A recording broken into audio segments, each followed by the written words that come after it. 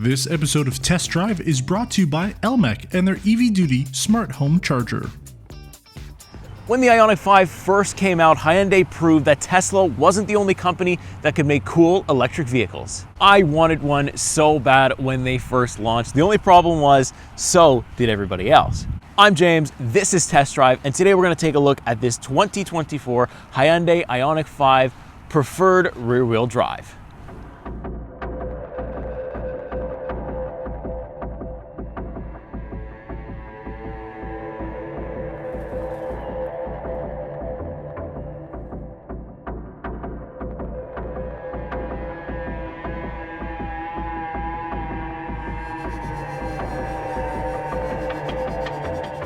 So let's start off by taking a look at the battery and performance for the IONIQ 5. We've got a 168 kilowatt electric motor, a 77.4 kilowatt hour battery that's good for around 488 kilometers on a full charge. So the trim that I've been driving all week is the rear wheel drive version of it. So we do get a little bit more range, which is nice, but you do only get 225 horsepower and 258 pound-feet of torque. It is still fast enough, but it definitely isn't as fast as its all-wheel drive counterpart. Now, last but not least, quickly, I want to cover charging. So you're looking at level 2, it's gonna take you around 6 hours. That's kind of your basic home charger, around 6 hours. So when you go to bed, you wake up, you have almost a full battery, so that's nice. And then level 3 with a 350 kilowatt hour output, you're looking at a really nice time of only 17 minutes from 0 to 80%. That's fantastic. So all the specs, numbers, and everything in between out of the way, let's take a look at the exterior, then we're gonna do interior, and then of course, we're gonna take it for a test drive. Let's get started. So starting up as usual up front with the Hyundai IONIQ 5. So we have a really unique color. It's not the usual gray or black that you probably see, or even the white, it's the blue. I love this unique color, it looks really great. This is probably one of the best styled front ends that I've seen on EVs, again, proving the point that Tesla is not the only company that makes EVs cool. So we got this really nice pixelated front end LED, daytime running LEDs, which is super nice. We have these little vents down here that can open and close for battery cooling or keeping the heat inside. They're of course closing out right now because it is freezing. We do have a front trunk, but it is extremely small, and you can maybe use it as like a secret storage compartment because maybe not everybody knows, and it's probably harder to get into. So that's nice, but for big stuff, you're really not gonna open the front trunk for anything because it is a little bit of a task. We don't have a front-facing camera because we do just have the preferred version that would come with the Ultimate package, and we don't have any front-facing parking sensors, but all that is okay. I don't feel like I'm compromised there because the price is pretty good here. So let's take a look at the rest. So now we're onto the side profile of the IONIQ 5. And just like the 6, I love looking at this car from any angle. It is so uniquely designed. It's just so nice to look at. You can really see the SUV shape here. You got the aero wheels that look super nice. We have these folding in and out door handles that, I don't know how they're gonna be in the winter. Don't know if they have enough, strength to punch through the ice in the winter, but hopefully they do. I guess you will have to tell me in the comments if you've lived into deep winter with the IONIQ 5. So far, they've popped out no problem, and it's only snowed once here so far here in Quebec, so it's not bad. You also have a sensor here that you can unlock and lock. It's a very nice thing to watch the door handles go in. I find that super cool. There's not a lot of other people other than Tesla doing this kind of design, and it's very nice. You also kind of get a nice shot of kind of the rear spoiler or the rear wing. There's some slits there that could actually allow you to go through, and it's very nice. We have this painted plastic, or this black plastic here on the bottom that I like. Makes things look rugged a little bit and just adds to the design. It really, like, the lines in this thing are super nice, just like the 6 again. I love looking at it. Let's take a look at the rear. So now standing at the back, again, a great angle. You really can't go wrong with any angle with the IONIQ 5. We've got the nice lettering here for the IONIQ 5. We do have a backup camera over here. There's no rear wiper. I've seen a lot of people complain about that. It's kind of the same complaint on the Kia EV6. I don't think that one had a wiper anyways, so they're kind of both in the same boat.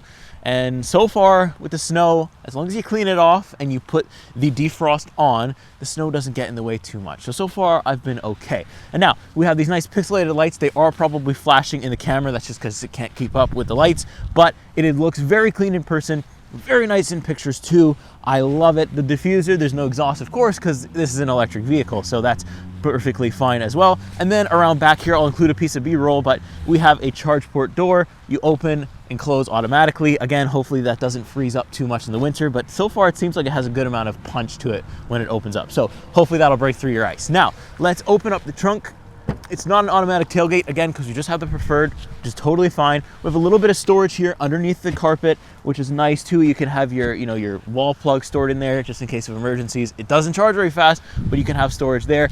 A whole bunch of storage here. It's like a hatchbackiness, so you have a whole bunch of like space to put stuff in. You fold the seats down, you'll have even more. It's a really solid EV choice for this kind of thing. It really suits the SUV-ness of everything, and I like it a lot. We have a ton of space back here, and that's what you're looking for with an EV SUV. So with that being said, let's hop in the interiors and take a look. Okay, so now I'm sitting in the back seat of the Hyundai IONIQ 5, and one thing right away you can notice is I got a ton of headroom back here, as well as a ton of legroom. It's so nice. There's no transmission column, so I can go back and forth between the seats with no problem at all. I have a little heat vent here because it is freezing, so it's warming up my hands nicely right now, which is very nice. There's no panoramic sunroof on this one, and I kind of miss it. Obviously, if you're gonna cost save, that's okay, but I would prefer to got all this room. A nice, big moonroof would have done well with it, with the Preferred version too. I think it should come with that, but it doesn't, unfortunately. But overall, the space is what I'm looking at here. The space is what I'm really happy with. There's just so much leg room, and I could do a road trip in here, no problem. I've got room for days. So what else do we have? We have 2 USB ports and a little storage cubby. There's no heated seats back here or anything. Again, Preferred version, so we don't expect it. That's okay. But yeah, it's like the room and the comfortness of the seats. It's really, really solid. So let's take a look up front. All right, so sitting inside the IONIQ 5 up front, it's a very nice place to spend time. Again, the space thing continues, right? I know that in the IONIQ 6, we have a column here. Kind of makes you feel a little bit more separated. The IONIQ 5 is more free, more roomy, more SUV-like, which is nice. The only thing is it concerns me is there's nothing like on the bottom here to stop things from rolling into my feet if that should ever happen. So far, I haven't had that happen, so far we're good. But it's kind of like one of those things that makes you wonder what if? But so far we're okay. I also really love this steering wheel. It's super nice, super clean, just like the IONIQ 6. There's a little bit there's no scrolly wheels or anything because I think we have a cost-saving one here.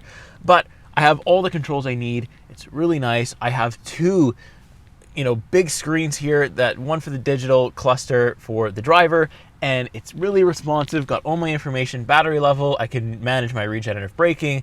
All the stuff is right in front of me, exactly how I need it laid out. So it's perfect and it's quick. When you switch drive modes, it is such a quick succession thing, and it's nice to see. And then again, we have the great Hyundai infotainment. That's, it's just solid. Everything's where I need it to be. I know exactly how to use it. It's simple. It's quick too. We had the same one on the IONIQ 6, so they're very, very similar, but that's a good thing because you want the same kind of stuff. It's easy for people to adjust to if they're switching cars. Now we do have some touch buttons, which, people don't like too much, but we do have also a nice bit of physical buttons with quick access stuff, so you can get to things quickly. We have a climate button too, which is nice, but it's touch, and then we have a warmer button that kind of controls the heated seats. So since we don't have the ultimate package, we don't have ventilated seats, and we also don't have rain sensing wipers. We also don't get the moonroof that we're looking for, but most of everything else is in here. I don't care about 360-degree camera too much. I have the backup camera. That's really all you need. I don't feel like I'm compromising by going with the Preferred. The only thing maybe I would add is the all-wheel drive, but we'll talk about that when we take it for a drive. Overall, the interior, the seating position, the space is really, really good here in the IONIQ 5, and it's just a smooth and nice ride. So let's take it for a ride. Let's go on a test drive.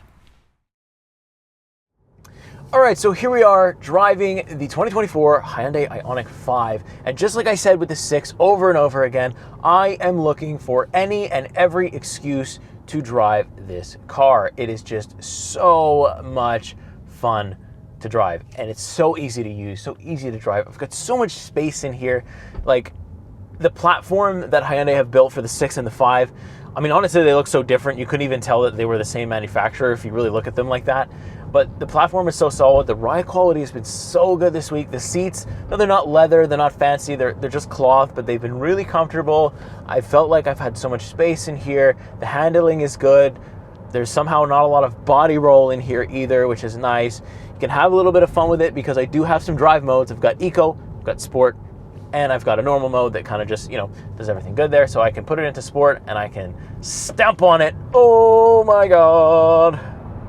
So That's so fast. Even in the rear-wheel drive form, it doesn't punch you in the face like the all-wheel drive platform will do, but it still has a kick. It is going to kick you in the face for about 30 kilometers. You're going to get that really big boost, and then it's going to slowly top off, and you're going to gradually accelerate. But that's not bad either. I really did enjoy it. Like, I enjoy just, beating anybody off the line. My favorite thing to do is to line up to the loudest car that I could find at a red light and just absolutely put it in sport mode and just burn them. Because unless they have like 400 horsepower or like super tuned, this thing is gone, even in the rear wheel drive version, before they even know what happened. So it's just really, really fun to do, and it's just easy to do it.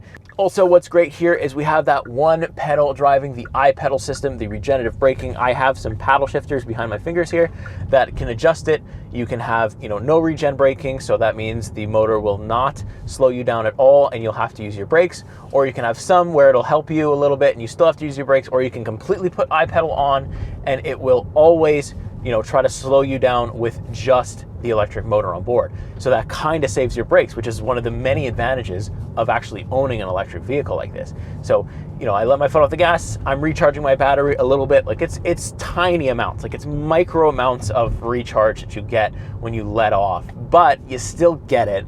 So I'll take it, and I just love it. I don't have to touch the brakes. In traffic, it's fantastic. You don't really have to hold the brake. You can kind of just let your foot off the accelerator, things slow down, and you can continue on your way. Now, ride quality between the 6 and the 5 is pretty much the same. I really don't notice too much of a difference, but it is really good. Like, you don't feel a lot of the bumps. It's a very smoothed out ride. It feels very luxurious. For just the preferred version, no all-wheel drive, no fancy bells and whistles here, no add-ons really at all. It's really good. Like, it's surprisingly good. It's a great value, and Hyundai has always been, and I think will always be, fantastic at doing that. They packed a whole bunch of features in here that's really good, really well to use, and you also kind of feel premium with it too. Like, you're not compromising by not going with the ultimate package. I don't feel like I've compromised myself by going with the rear wheel drive. The only part maybe you're compromising yourself a little bit is the fact that I live in Quebec and the weather is really bad here, especially the winter. It's really rough here. So usually that's not great recipe for rear wheel drive. You really need to get good winter tires if you're gonna go with the rear wheel drive and try to save money on this thing. If not, I would option the all-wheel drive. You can do that without having to go with the ultimate package, which is excellent news as well. Now, there's no special drift modes or anything like that, but I believe there is some on the IONIQ 5N. So Hyundai, if you're watching, please invite me to that event. I am obsessed with the IONIQ 5N. I really want to see what you did with it, because that thing is nuts. And just seeing how good this is, I couldn't imagine how much better it could get, but also I could at the same time. So I'm just excited to see how that's gonna go. So one thing I also want to talk about is charging, because I do not own an electric vehicle. I do not own an electric charger. There's not one at my house, so I kind of have to use the public one. And now Niall just did a great video on it if you want to check it out in his situation in Ontario, and I can kind of speak to the Quebec side of how it's been. So I usually have one charger that I go to. It's like about 150 kilowatt or 150 kilowatt output. That's usually where I go. There's no 350s around me, or that's really close to me, that I could use, so I can't really rely on that system too much. But the ones that are close to me are good enough. They charge me in good enough times. Like yesterday I was around like 50%, and I got to like 95% in around 20-25 minutes. I wasn't really sitting there for that long. Plus, if you have an area that you can go to and do like, groceries or whatever, it kind of helps because the battery will recharge faster.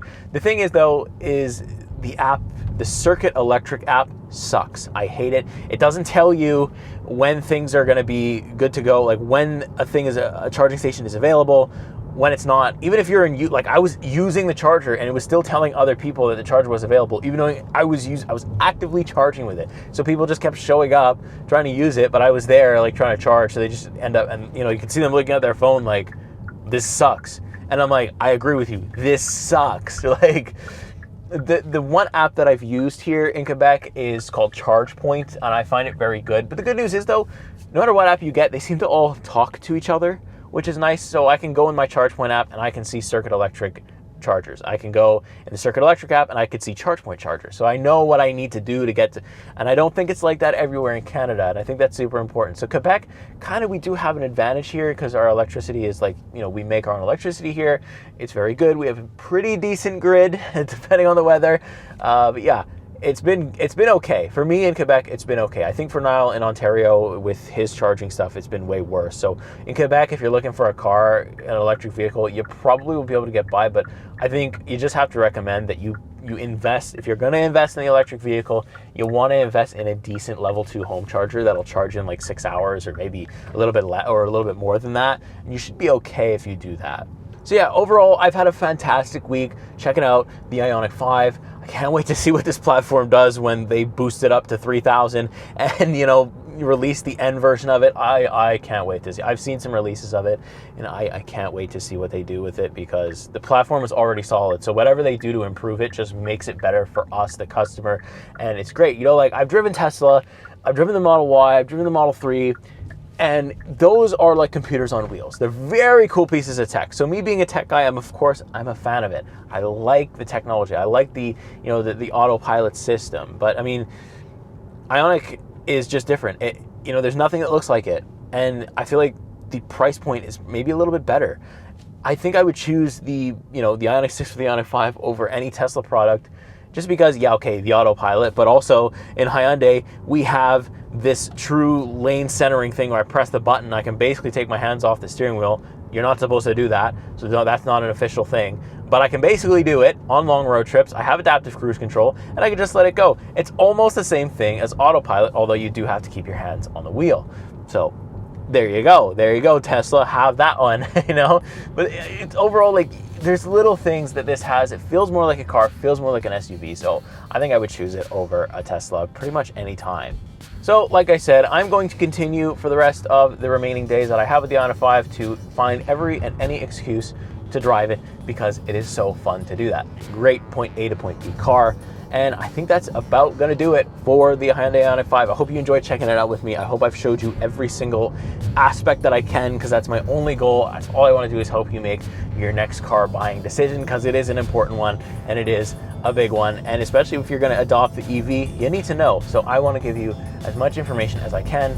But yeah, if you're interested in either the 6, the 5 for the IONIQ, you will not be disappointed. Don't be afraid to not get the ultimate package. You're not compromising on very much at all. And I love Hyundai for doing that. I appreciate that they've done that, and they've built a solid platform. And like I said, I just can't wait to see where they go with it next. So with that being said, make sure you like, subscribe. If you watch another video on the channel, if you want to see other EVs, we've got a ton. Niall's been doing them, I've been doing them. There's a bunch, and it helps us if you actually go and watch another video and like that one as well. Make sure you subscribe. You can find me over at Technically Cars on any social media platform. I'm very close to 1,000 subscribers on my own side, and I could not do that without Niall's help and everything like that. So let's make sure we're subscribed to PRN before we come over and subscribe to me. But that being said, I'm gonna go ahead and get out of here. Take care. I'll see you in the next one.